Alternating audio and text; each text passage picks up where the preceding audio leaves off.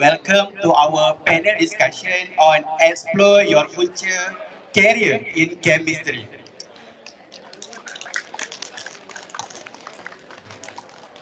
My name is Amirul Hairi Mohd. I come from year 2 student in Industrial Chemical Technology, and I am your high energy moderator for this exciting upbeat session. Let's make it an unforgettable experience today. In this beautiful and barakah morning, we have distinguished a panel of experts in the field of chemistry who will share their experience and perspective on the exciting career opportunities in this dynamic field, which is chemistry field. Before we go further, I am very excited to introduce to all of you our great and delicate panelists who have made a significant stride on the dynamic field in the chemistry. So, our first panelist is Dr. Siti Rohaida binti Muhammad Shafian, expertise in oil and gas industry. She worked as a principal researcher in PETRONAS Research Sedian Berhad. Please join me in welcoming Dr. Siti Rohaida. So we go to the next panelist. We have Puan Nurhamizah Rahmat. She holds the position of Biochemist Officer in National Sport Institute, ISS. Okay. So, without taking further delay, let's start by introducing our panelists today. So, Dr. Rohaida and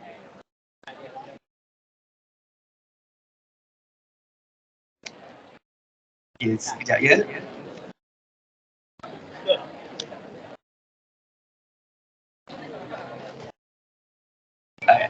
Okay, so let's continue.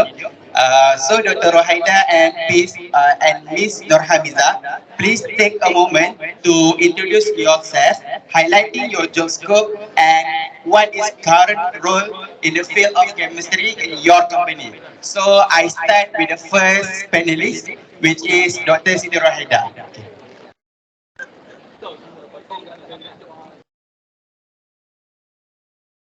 Bismillahirrahmanirrahim.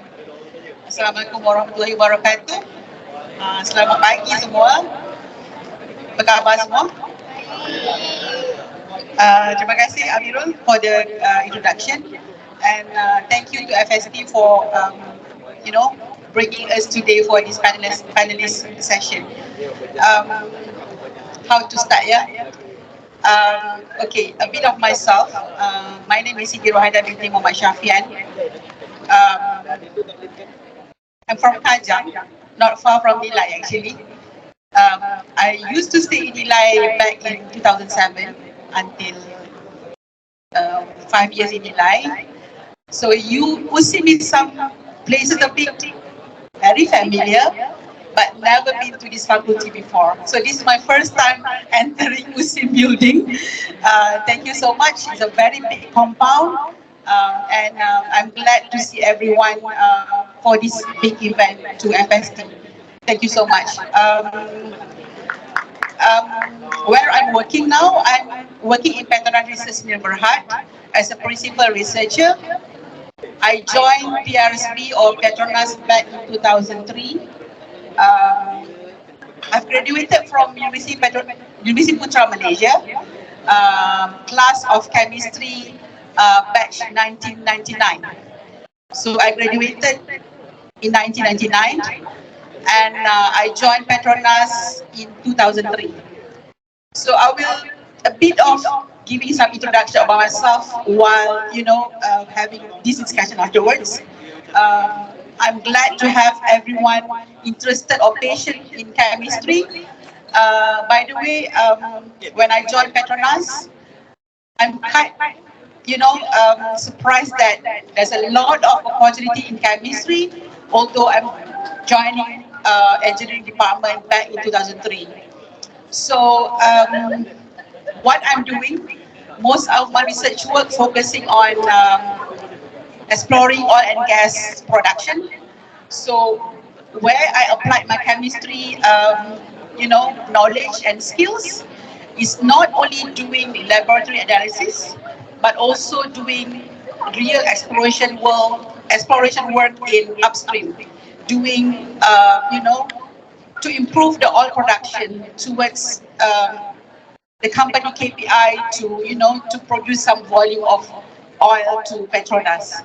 I will explain more further afterwards throughout the session. So I think I pass over to Mr. Amirul for the next session. Thank you. Alright. So this is introduced for the Dr. Siti Rohaida. Okay, we continue to the next panel. For your information, Puan Nurhamizah, she is an alumni from TKI course. Alright. I invite Dr. Puan Nurhamizah to share their experience about the chemistry in her company. Alright. Alright, thank you, Mr. Moderator. Alright, Assalamualaikum warahmatullahi wabarakatuh. Very good morning to all of you. So, are you having fun today? Yeah, sure. Alright. So my name is Nurhamizah binti Rahmat. So I'm alumni in 2015. So I graduated from UC in 2015, and then I further my study to master level and graduated in 2019. And after that, I became an RA, research assistant in UPM, and after that, I worked as a biochemist in Institute Sukan Negara. So something that is related to sport.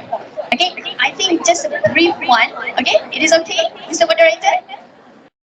All right. So I will share later on. Okay. Alright, so thank you for the sharing your job skill in chemistry field. Fantastic, right? So today we have panelists from PETRONAS Sinah Berhad and the Institute Sukan Negara. So rugilah kalau sesiapa yang tak dengar kita punya pembincangan kita pada hari ini. Alright, so now let's move on to the main course. Our first topic for discussion revolve around the diverse career paths within the field of chemistry. Alright, so Dr. Rohaida, can you share on what key academic qualification and soft skill your company values when considering candidates for employment? Tafaddal mashkurah. Thank you, Amirul. Any one of you familiar with PETRONAS operating units? Local, domestic, and also international? Okay, I think in internet you can just Google how many PETRONAS operations we are operating right now, domestic as well as international. So a bit of what is the key qualification to join PETRONAS as your potential company that you would like to join in. I will start with most of our operating units, or in short we call it OPU, be it in technical supporting units such as HR, finance, procurement. PETRONAS always align our principle of attracting local talents, international talents to join our organization. So regardless what academic qualification you are, of course we have a specific requirement to join. It's not so much on technical or HR matters. So I think the most ability or talents that will come to join our organization is actually to have the right candidates. So for example, when I joined PETRONAS back in 2003, I used to be a good student, but when I enter the real working world, it's not easy for me to find jobs. So when I graduated, it was the end of recession era. So normally kat Malaysia ni, kegawatan ekonomi berlaku sejak 10 tahun. Okay, so kegawatan ekonomi pada waktu tu berlaku pada tahun 1997 dan berakhir lebih kurang 99 dan tahun 2000. That is where I graduated. So it's tough for me to find jobs, especially in science and technology, although I have so-called good certificates. So CGPA requirement untuk siapa-siapa nak join PETRONAS at least 3.0 ya. 3.0 dan ke atas. Okay. So that is the minimum requirement. Okay, for all fresh graduates also with the working experience. So when I graduated in 1999, it's not easy for me to find jobs in chemistry area. So what I did, I just grabbed any opportunity as contract staff as well as temporary punya position. You know, I joined Mardi for about 1 year as a contract research assistant, and I was unemployed for about a year. So masa tu saya tercari-cari, saya impikan untuk join PETRONAS satu hari nanti. I'm a scholar of PETRONAS, tapi masih saya cakap tadi, kadang-kadang having, you know, what do you call that, good background, good certificate, lagi satu kita di sponsor by PETRONAS, it's not a ticket for us to, you know, join that organization. So there was time when I heard opportunity from education sponsorship unit. Siapa familiar dengan SLIM? SLIM yang kerajaan punya unemployment punya scheme tu. Untuk siapa yang belum bekerja, fresh graduates, you boleh apply kan? So PETRONAS has such program, we call it, masa tu kita panggil program latihan siswaza PETRONAS. So pada waktu tu saya dah bekerja lebih kurang 2 tahun, tapi saya rasa saya masih lagi kurang dari segi pengetahuan dan skill, especially soft skill. So I think I just want to grab that opportunity, dan saya apply. Pada waktu tu hanya fresh graduates je yang apply. Saya dah kerja lebih kurang 2 tahun, tapi saya nakkan peluang training yang PETRONAS bagi pada waktu tu, dan saya apply. And Alhamdulillah saya dapat, dan di kalangan semua rakan-rakan yang join skim graduate, so-called skim latihan siswaza PETRONAS pada waktu tu, hanya 2 orang je apply research. Salah seorangnya saya. Dan selebihnya semua nak kerja dengan platform, kerja dengan operation, nak kerja dengan MLNG. Jadi saya seorang dan kawan saya yang apply research. And we was there for about 8 months. Dan masa saya join PETRONAS, PRSP pada waktu tu, PRSS pada waktu tu, saya terus diletakkan di Jabatan Petroleum Engineering, yang kerja-kerja atau research yang mereka fokus adalah ke arah untuk hasilkan minyak dengan lebih banyak dari segi volume.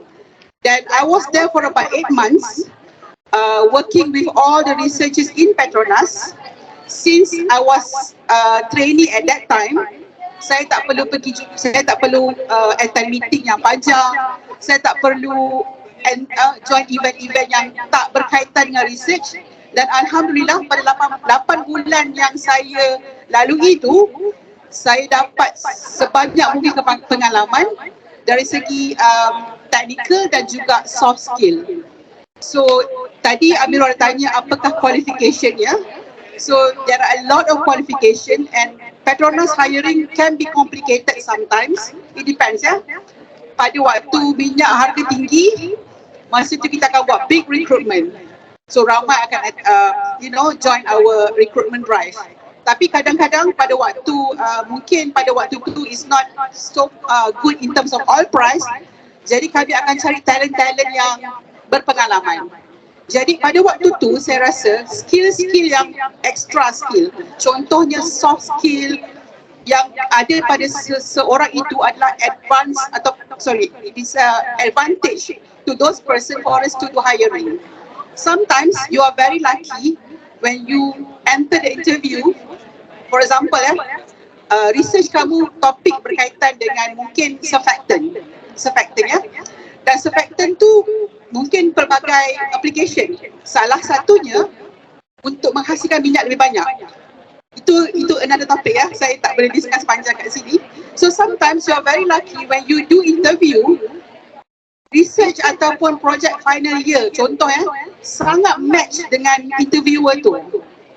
Sometimes you're very lucky sebab saya punya interns kebanyakannya dapat kerja sebab during dia punya internship yang 6 bulan tu is very close to the the work that they would like to apply at that particular time. So gunakan sebanyak mungkin pengalaman training di university, di waktu internship, sebanyak mungkin network with others. Ini sangat-sangat penting sebab network tu kadang-kadang adalah kunci utama untuk dapat kerja yang lebih cepat. Kebanyakan intern saya, because they have very good network with the supervisors, dengan bosses yang dia kerja pada waktu latihan tu, dia dapat advantage. Sometimes we been called by the company that they put us as a referee kan, kita akan bagi jawapan-jawapan yang membantu mereka untuk dapat job tu. Tak semestinya berkaitan dengan bidang apa yang kita buat di universiti. Sometimes people really, dia orang interested untuk buat benda-benda non-technical, but they use their skills throughout the university punya pengalaman internship sebagai, extra advantage untuk mereka untuk apply kerja di luar sana.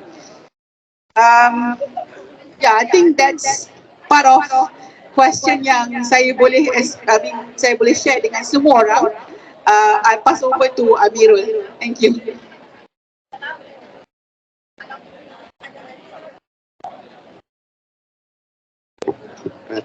Thank you, Dr. Rohaida, that insightful response. I conclude a little bit. So, not only the qualification that you get after the degree, after the graduation, that can pursue that you can get the jobs, but include the soft skill, the bold that you want to take the opportunities, right? So now let's turn to the next panelist, Puan Nurhamizah. Okay. So the question, could you share your perspective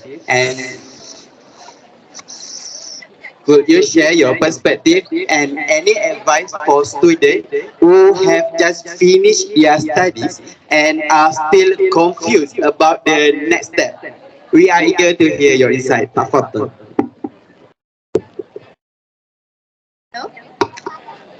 Hello. All right.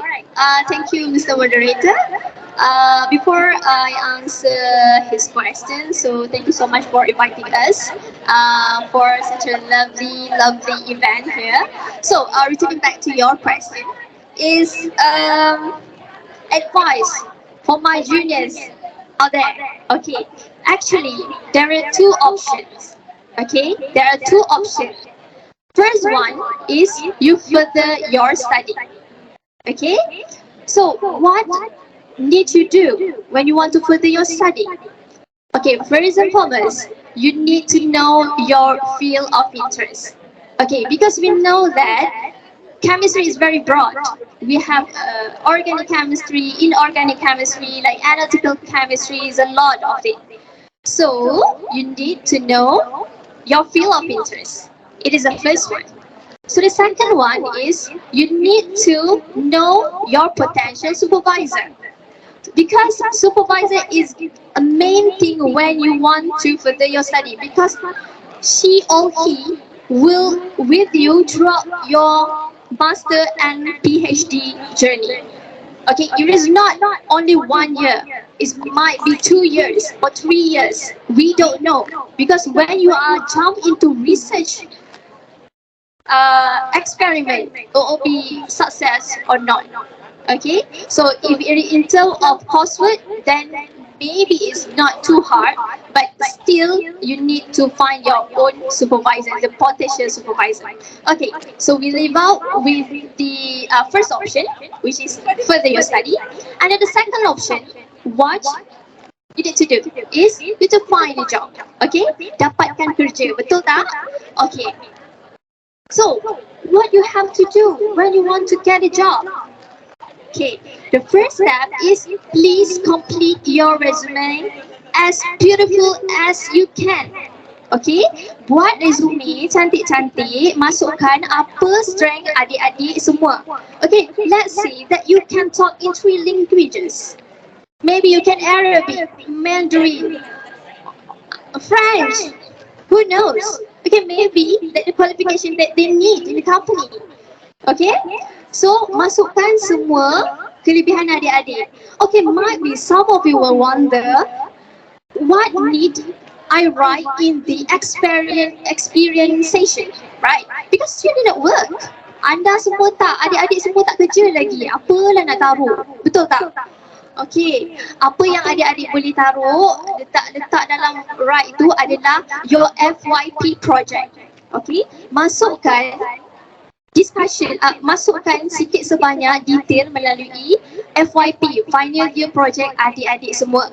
Okay, boleh? Itu satu part. Another part is your experience during your internship program. Okay, waktu period untuk internship tu adalah the crucial time, right? So, adik-adik sekarang dah intern ke belum? Belum lah kan? Okay, belum kan? Okay, so you have time to search the company that you want. Okay, based on my friend's experience,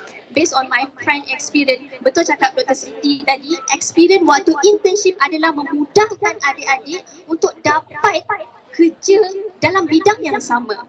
Contoh adik-adik pergi intern dekat Nippon Paint. Okey, adik-adik tahu cara-cara nak buat dye lah, nak masukkan color campur warna kuning, biru, whatever tu. So, adik-adik apply untuk another company lepas dah grad yang lebih kurang sama. So, private company ni dia memang need your experience and fresh grad. Okey, tak banyak sangat bayar gaji. Itulah dia. Tak bayar gaji dan juga experience nak. Tu biasa, itu normal lah tu. Okay, so itu yang mungkin saya boleh kongsikan sikit sebanyak mengenai apa path untuk adik-adik sekalian. Mungkin adik-adik boleh sambung belajar dan mungkin adik-adik boleh terus cari kerja. Okay, mohon. Thank you, Puan Nurhamizah. So after we graduate, we need to choose either we want to further the study or we want to take the opportunity to the great job such as the explained by the Puan Nurhamizah. Right. Thank you for those valuable insight. We go to the next question. Right. Dr. Siti Rohaida, what the opportunity and advantage does the company offer to the postgraduate holder, including those with masters and PhD qualification, who are keen on contributing their expertise to your organization? Right, tafadhal. Thanks, Amir. I think before I answer direct to the question just now, I just want to go back to our discussion regarding when I joined PETRONAS as intern. Okay, so but before that, I was considering to pursue my postgraduate also in chemistry. But then in UPM at that particular time, I just like to watch all my seniors are doing postgraduate at that time. They are like days and night in the laboratory. It's really scared me. Macam tak ada life kan. Siang malam dalam lab. So it's really scared me. And those seniors, dia dah couple of years juga. Dah 3 tahun tak habis-habis lagi master. Saya kata, bila nak kerja ni kan? So it's really scared me. So I don't actually ask my lecturers yang mengajar saya subjek chemistry pada itu untuk dapatkan opportunity untuk sambung belajar. Saya tak tanya langsung. Sebab saya rasa UPM maybe is not the best place for me to pursue my postgraduate. So I ask around. Saya pergi UKM, saya pergi Universiti Malaya. Dengan harapan mereka ada grant. Tapi mereka tak ada grant pada waktu tu. So then saya just like forget about it. Just cari kerja. Of course, masa saya cakap tadi, masa saya graduated is end of kegawatan ekonomi, tidak mudah untuk mencari kerja, dan saya terus cari apa sahaja pengalaman kerja, dapatkan network yang sebanyak mungkin untuk saya kekal relevan dalam workforce. Okay, masa saya join PETRONAS pada tahun 2003, saya terus join Faculty of Petroleum Engineering. So all people dalam department tu adalah engineering background, petroleum, chemical, reservoir dan sebagainya. Ada satu dua je chemistry, itu pun mereka dah plan untuk buat engineering before they join the organisation. So saya tak ada pilihan untuk bekerja dengan bidang engineering yang saya rasa susah untuk saya what they call that, untuk sesuaikan diri saya dalam bidang engineering ni. But I'm doing that for 10 years. Alhamdulillah, 2003 sampai 2010 saya boleh buat engineering itu sebenarnya. It's not as difficult as we think. As you know, normally kita akan tengok mungkin kos-kos di universiti yang rasa engineering itu sangat-sangat payah. Tapi sebenarnya when we enter that organisation, whatever organisation, kita lupa mereka juga ada training yang diorang offer. Alhamdulillah, PETRONAS bagi platform yang sangat luas untuk provide training. Saya attend macam-macam training untuk upskill myself. I just grab the opportunity. And tahun 2010 saya di-assign untuk buat joint collaboration dengan SLAMBJ pada waktu tu. So another alien space for me.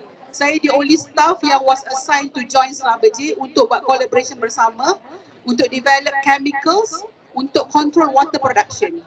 Untuk pengetahuan adik-adik ya, minyak-minyak kat bawah tu yang kita dapat keluarkan dalam 40% je. Yang lainnya adalah gas, air dan bunch of contaminants. Minyak lebih kurang 30% ke 40%. So projek saya pada waktu tu untuk kontrol pengeluaran air. Jadi sebanyak mungkin kita nak biar water tu dekat bawah, jangan biar dia produce. Sebab kalau kita produce kat atas, kita kena separate, kita nak kena banyak benda lah kita kena buat. Jadi bila saya join SLAMBJ pada waktu tu, my boss offer, Siti, kita ada peluang untuk buat MSc by research, tapi part time. Saya ni jenis yang pantang orang offer. Saya tak fikir panjang, cakap yes, saya bersetuju. Tak fikir pun yang postgraduate part time tu sebenarnya susah.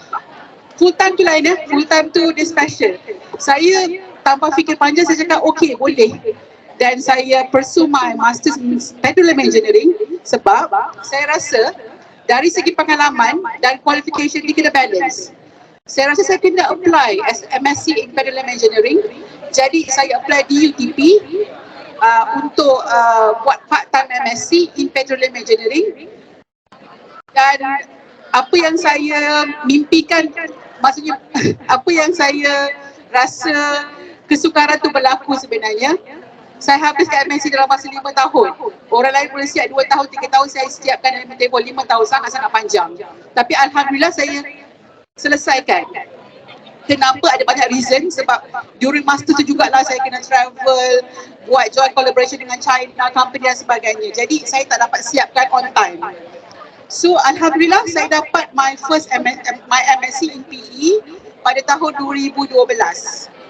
Okay. Dan saya continue my research work macam biasa. Dapat project, saya was assigned to lead many projects, mainly on production chemistry. For your information, saya lupa nak bagi tahu tadi, saya pun jawatan, walaupun saya principal researcher, kami ada bidang yang kami fokus. Bidang yang saya fokus adalah production chemistry.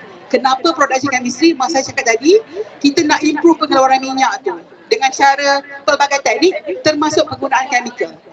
Jadi dipendekkan cerita, saya rasa tak puas. Tak syok lah kan, macam nak ada PhD juga kan. Dan pada tahun 2017, ini pun buat kerja gila juga. Untuk pengetahuan adik-adik, anak saya sudah besar-besar, dah teenagers. Tapi saya dah anak kecil seorang. Saya baru deliver anak saya yang kecil tu pada tahun 2017. Dan saya buat kerja gila, saya kata saya nak buat PhD tahun yang sama. Dan saya macam tak apa, peluang tu saya nak grab juga. Dan saya buat PhD part time by research, dan kali ni saya dah pandai dia punya trik sikit. Saya really fokus on, sebenarnya untuk siapkan PhD on time tu, setiap orang ada liku-liku dia sendiri. Ada orang sangat senang, ada orang sangat mencabar dan pelbagai. So, saya punya cabaran adalah, selain daripada saya bekerja sambil buat PhD, ada je lah how to manage my time dengan family, dengan kerja dan macam-macam lagi. So the trick is, kena ada satu masa yang kita kena betul-betul fokus. So saya dapat siapkan PhD saya GOT on time, graduate on time 3 tahun.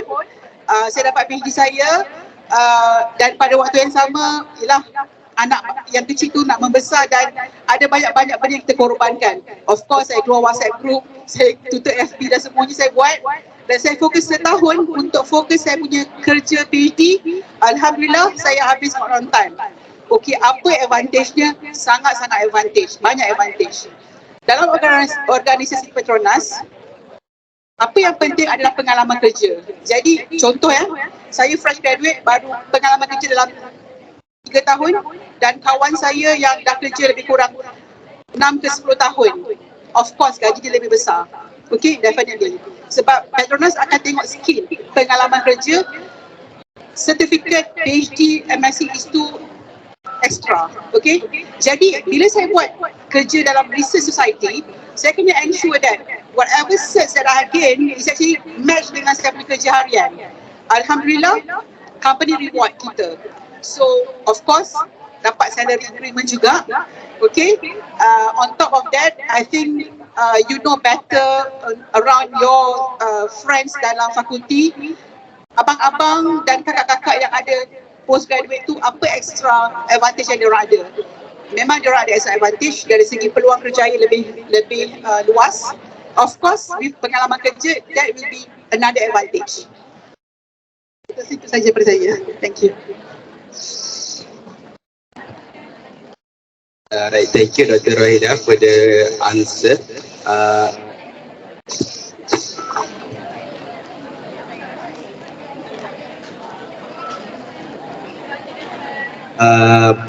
By answer from the Dr. Rohaida, saya setuju dengan apa yang Dr. Rohaida cakap, yang kita masa intern tu, macam saya pula yang dah kerja. Masa intern tu kita kena cari network. Okay, bukannya kabel so network tu macam kita kenal orang ni, so nanti orang kenal lah kita dari mana, betul tak? Alright, so kita, Dr. Rohaida ni bukan calang-calang dia mengambil PhD semasa membesarkan anak yang masih kecil. Masa baru lahir. So macam mana Dr. Rohaida ni boleh semangat, boleh bold untuk nak ambil opportunity nak ambil PhD ni, betul tak? Okay, so memang kita sekarang ni memang kita kena semangat lah nak grab opportunity yang ada, terutamanya dalam bidang chemistry ni. So bukan senang untuk kita nak ambil tindakan tersebut seperti Dr. Rohaida tu buat Okay, so saya sambung untuk soalan yang seterusnya untuk Puan Nurhamizah.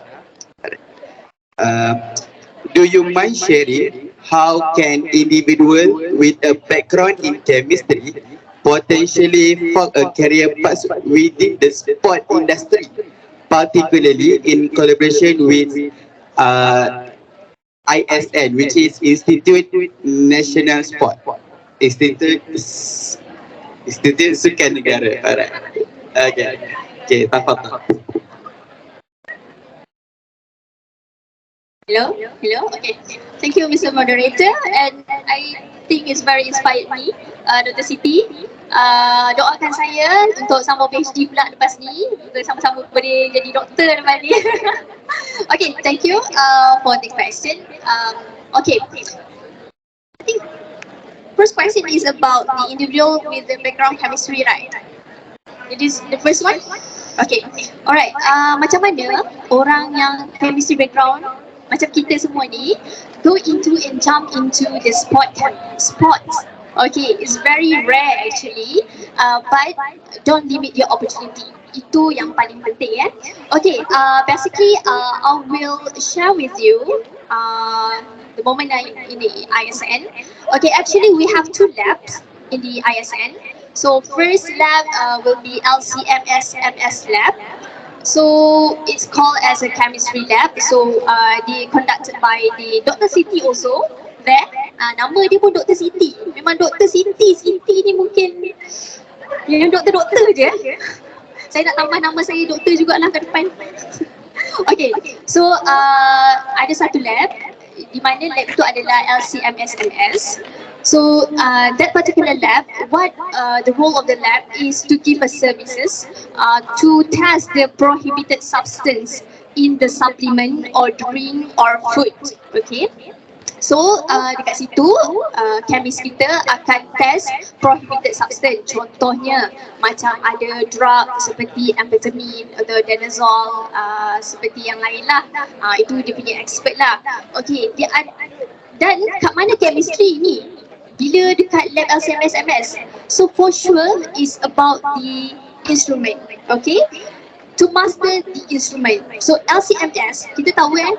Kita tahu kan Cik Nazar kan? Okay, kita tahu dekat chemistry ni banyak sangat instrumen. Okay, banyak sangat instrumen, contohnya GCMS, HPLC, AAS, all that kind of the equipment ataupun instrument, you can master it. Okay, maybe you can go to the pharma company kalau rasa macam nak master dalam bidang-bidang instrumen ni. Mungkin adik-adik sekalian boleh pergi internship dekat pharma company lah. Itu lebih berjurus kepada bidang instrumen. Okay, so go back to the LCMS lab. So where is the chemistry there? Okay, first you need to master the instrument. Okay, the instrument. The second one, it is not just an instrument. You need to know how to plot the calibration curve. You need to know how to method validation, all of it. Okay, so maksudnya adik-adik sekarang ni mungkin dah start boleh prepare dari awal apa-apa yang adik nak sebenarnya. Okay, so the second one is apa yang ada dekat Institut Sukan Negara, ada satu lagi lab iaitu Biochemical lab, which is conducted or managing by me myself. Okay, dalam Biochemical lab actually kita bagi servis kepada atlet. Okay, kita ada jumpa atlet untuk bagi servis to test their biological test. Okay, such as we want to test their hormone, maybe testosterone, cortisol, okay, and so on. Now later will be explained dalam question yang next punya. Okay, so apa yang chemistry ni juga, sebab biochemistry kan actually dah simpang macam jauh jugalah, bukanlah jauh, kira macam bukanlah chemistry sebenarnya, tapi dia bio. Sebab memang saya ada ambil darah, so I need to like prick our athlete blood, finger untuk ambilkan darah, we get the plasma, we get the serum. So where is the chemistry kan? Okay, actually we need to do it, we need to analyze it using the chemistry step, like the ELISA step. Okay, sandwich, kita kena buat manually sandwich punya step. So kita kena need to do a dilution. So adik-adik sekarang memang kena tahu dilution kalau part chemistry is very common. Adik-adik memang kena tahu macam mana nak buat dilution. Kalau dilution pun sekarang adik-adik krik. So memang maksudnya memang you need to master your lab skill. Okay, macam mana adik-adik nak handle lab eksperimen adik-adik, how to pipette. Okay, kalau kat sini guna pipette yang pakai tinggi lagi ke? Tak kan? Boleh tu? Oh, kena tukar dah Cik Nazar. Micropipette, okay, micropipette. Ada micropipette. So micropipette, pipetting is very crucial one sebab salah pipette, salah sampel kita. So bila salah sampel, orang atas akan marah, sampel tak cukup, mana dia darah atlet dah lah sikit.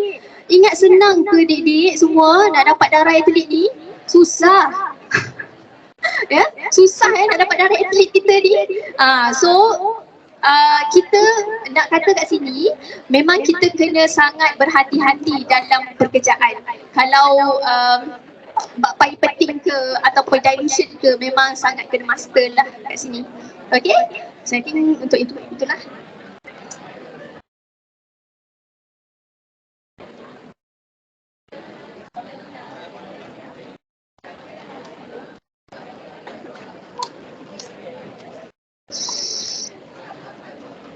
Wow, sangat ni faham tak maksudnya? Maksudnya maksudnya Puan Nurhamizah ni bidang dia bidang chemistry dalam masa pembelajaran, tapi bekerja di dalam bidang biochemist. Tapi dia dalam company yang institut sukan negara. Maksudnya company sendiri tu bukan khusus untuk chemist. Boleh saya tambah sikit lah. Mungkin adik-adik tahu MSN je, Majlis Sukan Negara, betul tak? Memang ISN memang orang ni tak tahu ISN eh.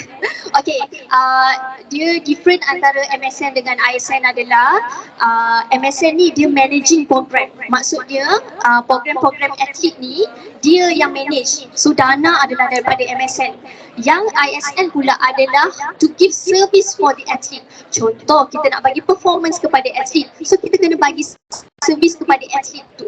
Okay, so kita tak pegang, kira macam kita involve dengan atlet, banyak involve dengan atlet. Kalau MSN, dia memang akan involve dengan program sahaja. So kalau ada program podium lah, or atlet nak kena hire balik ke, atlet ni masuk Olimpik ke tak masuk Olimpik. So MSN yang akan buat benda tu, bukan ISN. Okay, so bagi aku cukup confused kan. Okay. Okay, so kita sambung dengan sesi soalan yang terakhir. Okay, so saya tujukan kepada Dr. Rohaida. Soalannya berbunyi begini. How does PETRONAS Research Sedia Berhad strategically approach sustainability needs and the global shift towards cleaner energy solution and contribute to a more sustainable further? Saya teruskan kepada Dr. Siti Rohaida.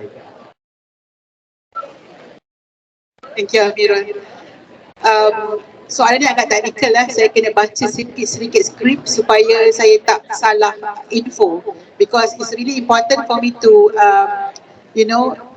deliver the right message, especially on sustainability yang PETRONAS also have started it back 2-3 years ago. Okay.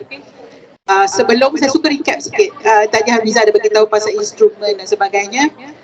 Saya lupa nak beritahu, masa saya join as intern dulu, saya ada sifu tau. Dalam hidup kita, tak kisah dalam dalam kerjaya ke, dalam personal punya life ke, kita kena ada satu mentor yang kita pegang untuk kita refer to. Okay? Saya ada mentor dalam oil and gas. Orangnya daripada India, dan dia dah umur 85 tahun dah sekarang. Dan masa saya kerja dengan dia, umur dia dah 60 tahun. Dia dah retire pun daripada oil and gas punya industry. But then, having this mentor, he will start teach us a very fundamental. Orangnya hanya pegang kertas dan pensel. Dia bukannya sebab dia tak suka komputer, bukan. Sebab ada benda-benda yang dia nak guide kita dari segi basic. Kalau tadi you boleh measure density guna specific instrument, ataupun untuk buat dilution guna pipette ataupun auto pipette. Okay, sebenarnya saya kadang-kadang saya saja je suruh saya punya intern guna yang manual method. Contoh tu untuk measure specific gravity menggunakan hydrometer. Rather than you just put under instrument, ini the specific gravity of this petroleum crude, for example. Kenapa penting? Sebab hydrometer ni ada banyak-banyak jenis kan. Ada untuk specific gravity 0.9, 0.85, 1 dan sebagainya. Dia ada range. Okay?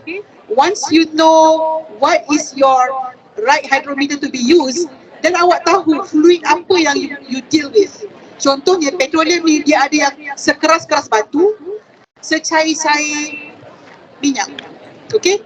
So masa saya join PETRONAS, saya terkejut sangat ada minyak yang memang keras macam batu. Sebab dia memang tak boleh flow at ambient condition. Okay? Contohnya minyak daripada Sudan, memang keras macam batu. Okay, maksudnya apa? Dia punya bahagian organik sangat-sangat banyak. Banyak bahagian yang asphaltines ataupun yang jadi tar tu, yang jadi tar jalan tu, dia punya bitumen tu sangat-sangat tinggi. Compared to light oil yang kita pakai untuk enjin kapal terbang, semua itu adalah light oil, yang minyak yang cair lebih kurang ya. So back to the hydrometer punya case, my seafood taught me to do testing guna manual method, termasuk buat separation. Minyak ni kita boleh separate kan kepada beberapa fraction, dan dia ajar saya guna manual method. Manual method menggunakan apa? Komponen-komponen chemical. Kalau you just letak dalam you punya distillation punya column, dia akan separate sendiri kan. Tapi dia ajar saya teknik menggunakan chemical untuk extract dia, ikut dia punya carbon chain distribution. So it's important, regardless dalam universiti ke ataupun di luar sana, fahamkan basic, the fundamental, supaya kalau orang tipu kita atau tweet kita, kita tahu kat mana the error is. So it's important to have fundamental a bit, manual method a bit. It's not because you don't want to deal with the high sophisticated instrument, it's not because of that. That one is you need to deal with because itu akan bagi design cepat, reliability yang tinggi dan sebagainya. So that's the message I want to convey to everyone. So malas, bukan, it can be malas sikit, tapi saya rasa kita kena go to fundamental. Sebab orang-orang yang otai-otai ni, contohnya yang the top chemists in the world, they still go for the very basic fundamental. Okay, then that's how you learn from the fundamental.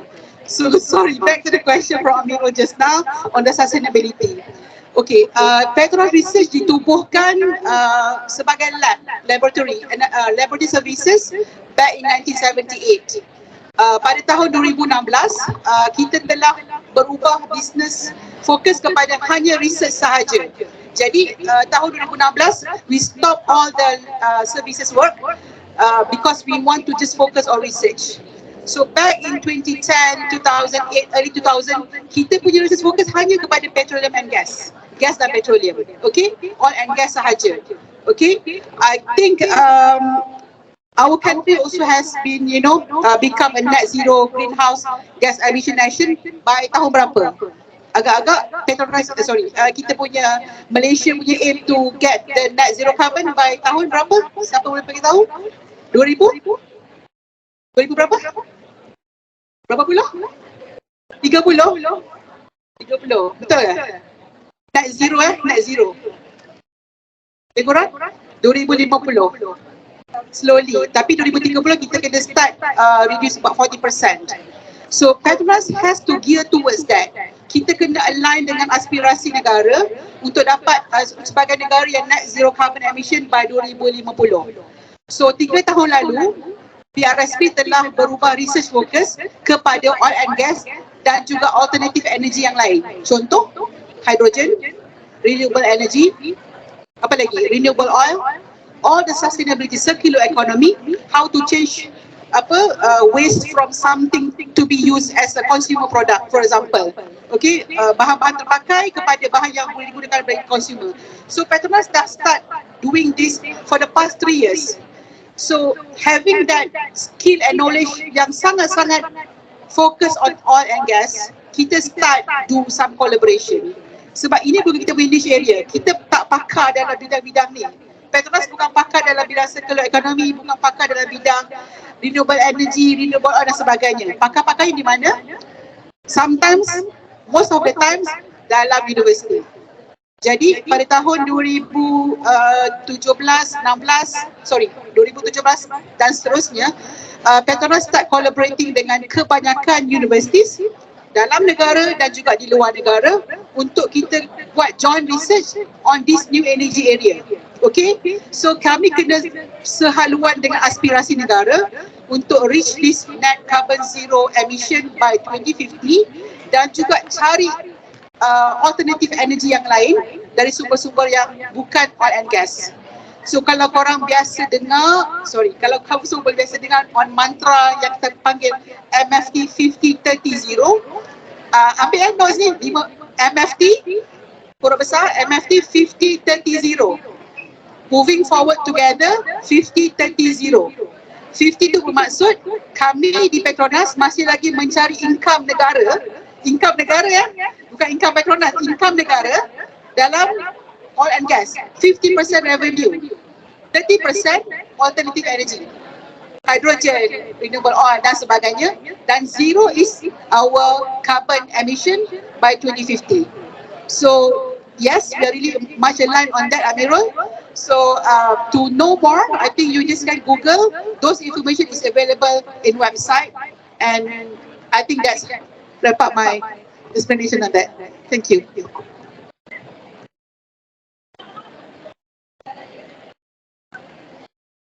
Hello? Okay. So setiap kali tu kena hello dulu. Okay. Mungkin ada sikit tambahan daripada saya. Iaitu sekarang kan future, explore your future career kan. Betul So mungkin adik-adik macam confused sebenarnya nak cari apa sebab chemistry ni kadang-kadang semua orang kata kerja kilang. Betul tak? Betul So actually kita kena expose kita kena grab the opportunity not only the private company. Okay, so actually kalau dalam private company pun kita boleh cari QA, quality assurance, quality control, maybe pergi cari kepada nanotechnologies. Okay, pergi cari ke peluang-peluang pekerjaan yang macam kimia tapi tak kimia tapi macam kimia. Okay, lepas tu mungkin boleh cari as a researcher macam Dr. Siti. Mungkin benda ni lari sikit dengan bidang kita tapi tak apa. Yang penting adik-adik semua kena determine untuk pergi ke bidang lain sikit. Sebab chemistry is very broad sebenarnya. Memang broad, sangat broad.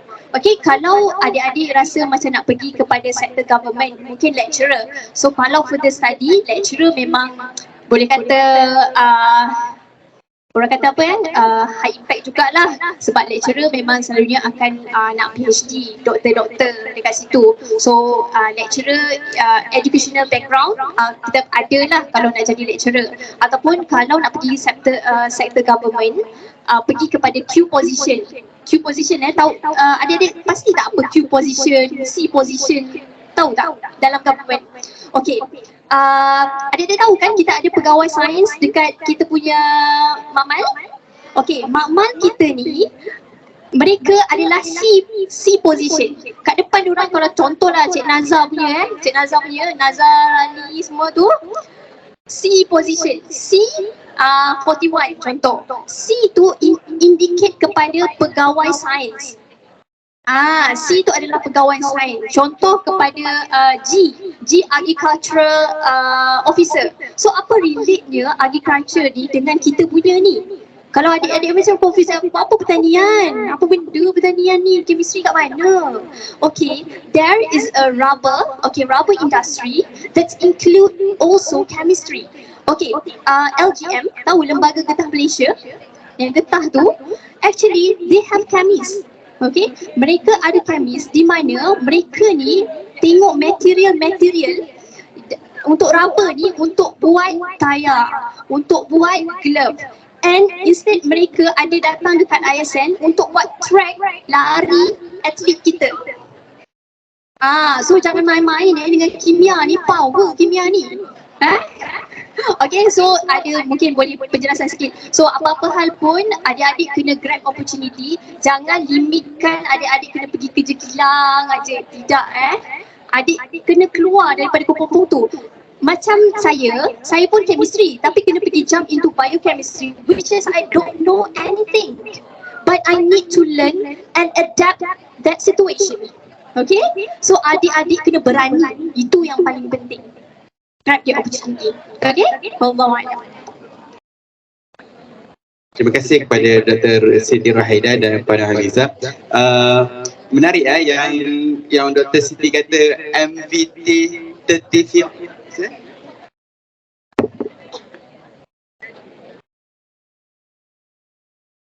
Dalam family saya kadang-kadang kena kutuk juga dengan adik-adik saya cakap laju.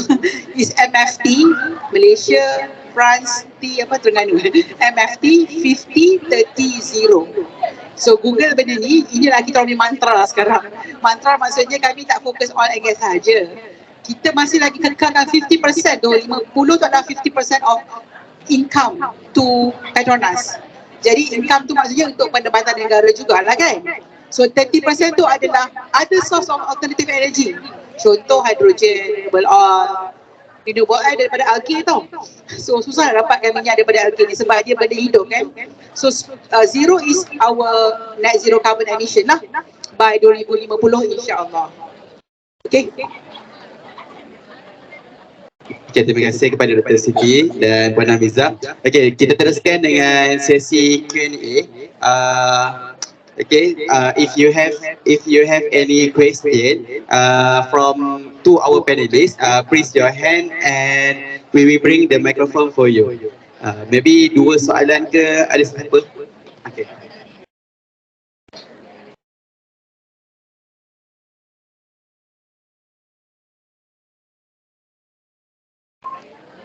Just dengar ke? Okey. Soalan saya ni saya nak tujukan kepada Dr. Siti. Dr. Siti, saya minta. Jadi macam yang kita dah dengar tadi, Dr. Siti ni daripada Research and Development punya department of PETRONAS. So most of this question maybe of organic. Tapi soalan saya ni berkaitan dengan inorganic lah. Maybe dia keluar topik. Tapi soalan saya dia berbunyi macam ni. What research areas within inorganic chemistry are currently experiencing significant growth and interest in Malaysia? Itu je saja soalan saya. Terima kasih. Terima kasih. Nama siapa ni? Nama saya Hadi Fahmi. Hadi Fahmi. Boleh. Saya nak bagi hadiah dekat Fahmi. Saya punya business card ni sebenarnya. Nak Fahmi? Bukan hadiah pun. Sebab saya tak bawa banyak. Untuk pengetahuan Fahmi, inorganic chemistry subjek yang saya tak suka. So, joki. Sebenarnya ada Fahmi, ada banyak sebenarnya. Because of masa saya cakap tadi, contoh untuk kita improve oil recovery from ground, minyak kita kebanyakan di bawah tanah dan kebanyakan dekat Malaysia semua offshore. Yang ada onshore dekat Indonesia sahaja, dekat this region. Maksudnya Sabah, Sarawak, Semenanjung dan juga sebahagian Sumatera. Okey. Kadang-kadang kita tak boleh keluarkan minyak tu dengan cara natural depletion. Sebab dekat bawah tu ada energy kan, ada pressure. So reservoir pressure kita refer sebagai reservoir pressure. So reservoir pressure ni dari hari ke hari, dari tahun ke tahun dia akan depleted, dia akan berkurang. Contohnya pada day 1 of production, katakan pressure dia adalah 9,000 PSI. Cukup untuk dia tolak minyak untuk produce dekat surface. Okay, when the pressure depleted kepada contoh mungkin kepada 1,000 PSI, kita perlukan additional energy untuk kita bring or lifted this oil untuk kita bring to the surface. It can be used by a means of chemical and other means. It can be also using inorganic chemicals to lift this oil. Okay, I only can explain in the context of oil production, but nevertheless, application of production chemistry in the total oil and gas upstream application it's broad, very broad. Okay, usage of salts, acids dan sebagainya. Dekat bawah tu bukan hanya ada minyak, gas dan air, dia ada batu-batuan kecil. Batuan-batuan kecil ni contoh apa? Clay. Batu-batu ni ada clay kan? So clay ni dia boleh larut tak rasa-rasa ni? Tak boleh larut kan? So apa kita boleh buat adalah kita boleh dispersekan dia dengan cara menyuntik atau menginjek inorganic chemical untuk dispersekan batuan-batuan kecil ni. Itu salah satu applicationnya. So if I would like to answer other than this application, they are broad. So insyaAllah kalau ada peluang kita boleh berkongsi on specific topic of production chemistry sahaja. Okay, it's very interesting topic bagi pandangan saya. InsyaAllah kalau diberi peluang saya sangat-sangat berminat untuk berkongsi pengalaman ini, but on specific topic, not for today's session. Thank you Fahmi. Saya dapat menjawab soalan awak sepenuhnya ke? Okey, terima kasih.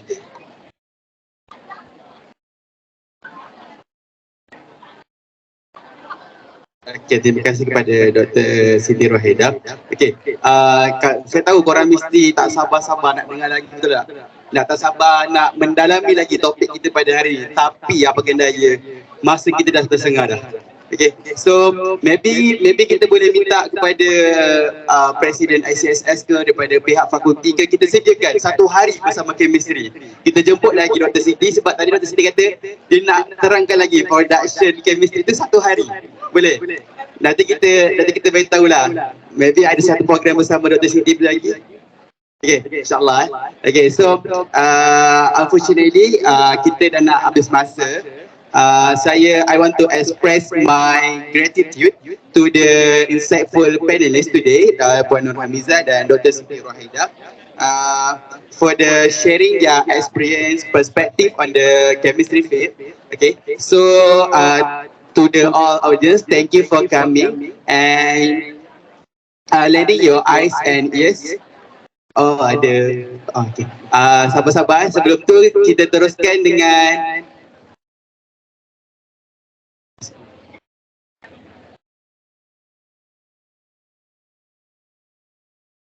okay, so saya habiskan dulu. Jangan balik di belakang sebab lepas ni kita akan ada sesi cabutan bertuah. So nanti teruskan dengan informal, formal. Okay, cuma je last pesanan daripada saya. Remember, chemistry ni is a vast and dia full of opportunity. Tu sekarang ni kita ni lepas graduate ni kita kena grab, kan? So bukanlah kita sendiri yang kena ke depan, bukan dia yang ke kita. Okay, so that's all from us. Syukran jazilan ala istima'ikum wa intibahikum. Wabillahi taufiq wa hidayah. Wassalamualaikum warahmatullahi wabarakatuh.